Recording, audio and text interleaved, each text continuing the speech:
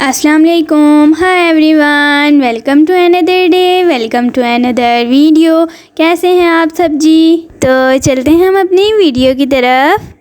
سنیں، دیکھو اگر تم تنہا ہو گئے ہو نا تو پریشان مت ہو، خود کو تکلیف مت دو، میری بات کو سنو۔ تنہائی تو اللہ کے قریب کرتی ہے، لوگوں کے چھوڑ جانے سے گھبرایا نہ کرو۔ جب ساتھ کوئی نہ ہو تو دل خود ہی اللہ کی طرف رجوع کرنے لگتا ہے، ہم خود ہی اپنی باتیں اللہ سے شیئر کرنے لگتے ہیں۔ وہ آنسو جو دن بھر روک کر رکھے ہوتے ہیں، رات کو اللہ کو اپنی کہانی سناتے وقت خود ہی بہنے لگتے ہیں۔